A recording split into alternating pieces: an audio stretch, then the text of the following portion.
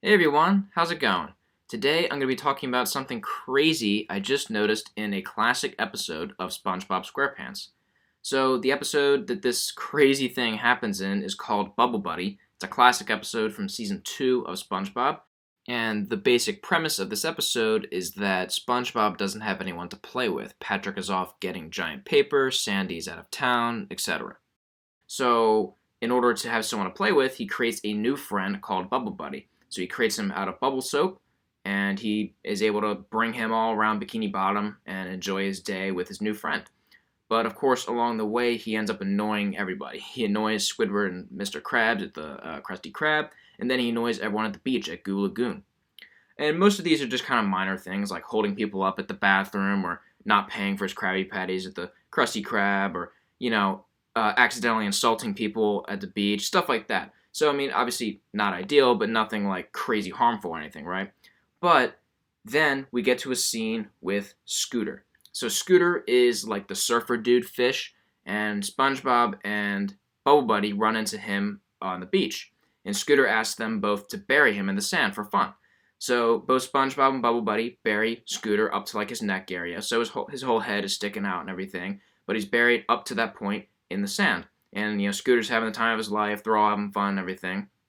And then SpongeBob decides to go off and do something else, and he tells Bubble Buddy to stay with Scooter to dig him out. So SpongeBob walks off, and then it's just Scooter and Bubble Buddy. And Scooter sees that the tide is coming in. The water's starting to get higher and closer to where he is. So then he tells Bubble Buddy, "Hey man, just go ahead and dig me out."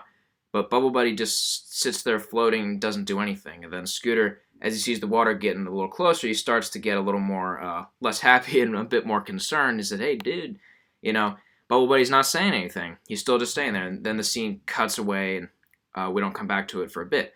But when we finally come back and see Scooter again, Scooter is actually turned into an angel. And he says he experienced high tide, and then he floats up into the air.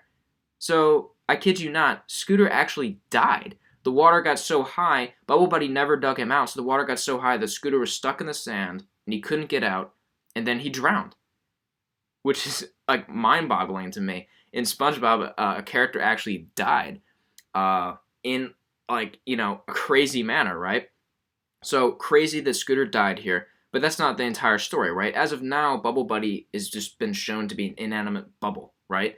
So, as far as we know at this point in the episode, well, I mean, he's a bubble. What did you expect? So in a lot of ways, that blames SpongeBob for leaving him there with Bubble Buddy.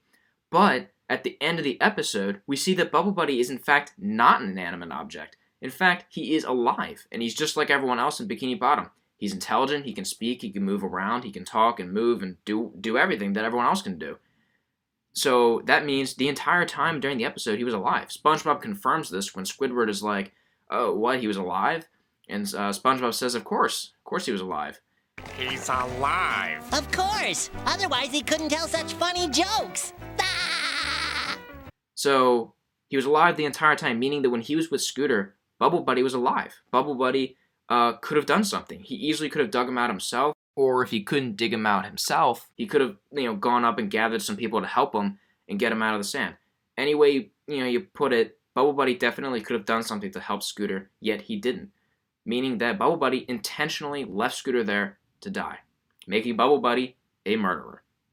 This is crazy to me. As the kid, obviously growing up, I've watched this show forever. This flew right over my head in the past. It certainly didn't, fly over my head this time when I rewatched this episode a couple of days ago. But the one good thing here is that I like that SpongeBob is innocent, right? So at the end of the episode, it's revealed that SpongeBob knew that Bubble Buddy was alive, which means that it's perfectly reasonable for him to leave Bubble Buddy with Scooter. If he knew Bubble Buddy was alive, SpongeBob would have no reason to believe or think that Bubble Buddy would be unable or would choose not to get Scooter out of the sand, right? So SpongeBob, just walked away with, the expectation that Bubble Buddy would be perfectly able and willing to dig Scooter out of the sand. So fortunately, we, I think, have some great evidence to, say that SpongeBob is innocent. And I'm very happy about that. SpongeBob is an awesome character that I've loved, as long as I can remember. I would hate to have evidence that, pointed to him being a murderer. But in this case, as I said, I think SpongeBob is innocent. I don't think SpongeBob did anything wrong, but Bubble Buddy absolutely did. Rest in peace to Scooter. He's an awesome guy. Fortunately, it's just an animated show, so Scooter shows up in future episodes and stuff like that, so this is just kind of like a one-time thing, but still crazy that a character died in SpongeBob, and I definitely will be looking at Bubble Buddy very differently from now on. Let me know what y'all think. What do y'all think about this whole crazy situation? I'd love to hear what you have to say in the comments. And as always, thank you all so much for watching. See y'all later.